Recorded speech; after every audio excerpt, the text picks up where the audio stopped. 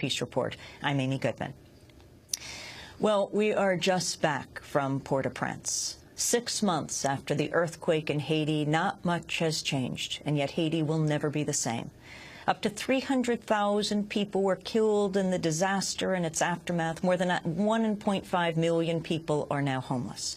Half a year later, many Haitians say they've seen little in terms of recovery efforts. The teeming city of Port-au-Prince looks like a war zone. Rubble and debris is everywhere and has become a part of the landscape. There's little food, clean water, or sanitation. Only 2% of promised reconstruction aid has been delivered. More than 1,350 tent camps fill the streets with makeshift tarps and sheets, providing little shelter.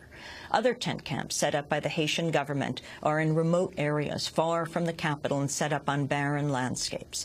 In Caray, the government's primary relocation camp, some 15 miles from Port-au-Prince, a storm on Monday collapsed at least 94 tents and sent hundreds of residents fleeing to find shelter.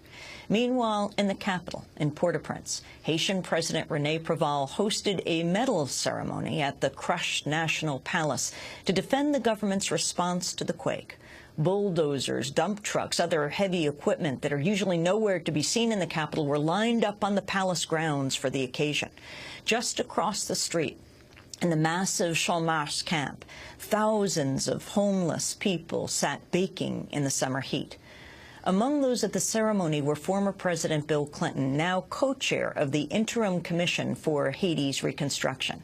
CNN's Anderson Cooper and two-time Academy Award-winning actor and director Sean Penn were honored and presented with medals.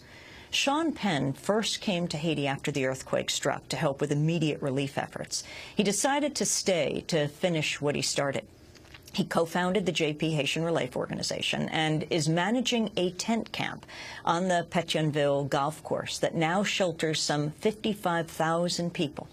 On Sunday night, we went to visit Sean Penn's camp. We walked in, asked to speak to him. We were ushered into a large tent and ended up sitting down with a Hollywood star for more than an hour, talking about Haiti, recovery efforts, the lack of them, his life, and what inspired him to do what he's doing.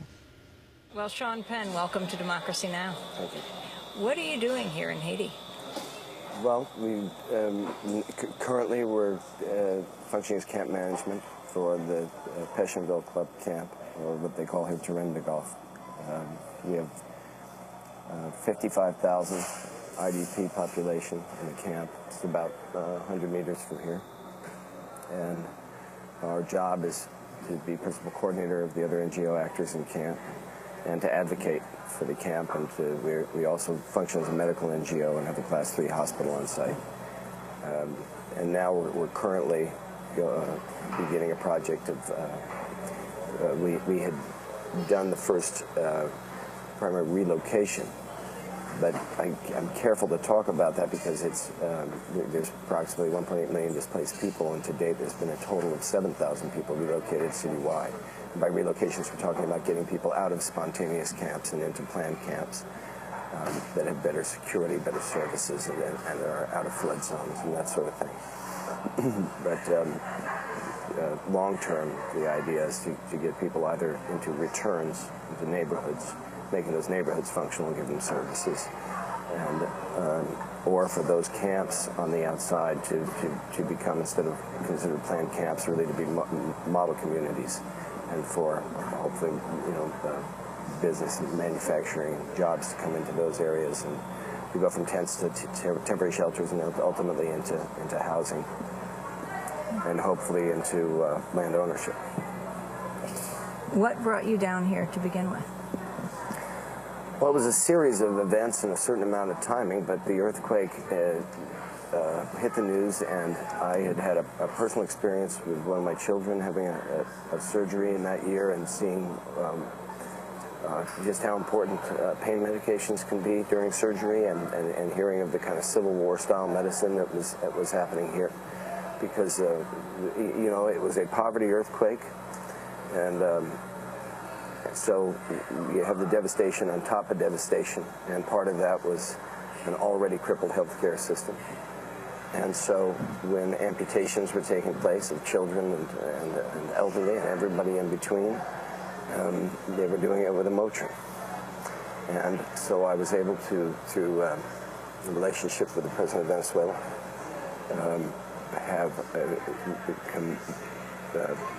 they kind of get a supply of morphine and ketamine.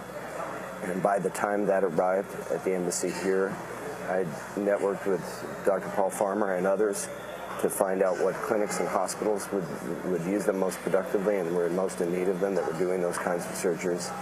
And so we began as a kind of me and a few of the groups started as 24/7 delivery crew and pickup trucks, while the 7 doctors that we brought in were farmed out to existing infrastructures, and bit by bit we got our legs as an NGO. And then soon thereafter took over camp management here at Petionville. So you come down after the earthquake because you want the people to feel a little less pain, right? But you stayed. Yeah, Haiti kind of gets a hold of you. And also we felt that there were, I mean, every good NGO is a gap filler of what another NGO is not intending to do or can't do or that. And there's, in a situation like this, there are unnecessary gaps, but there are also inevitable gaps. It's a brand new circumstance, an earthquake on a level as devastating as this, and a zone as impoverished as this. And so there becomes a very clear human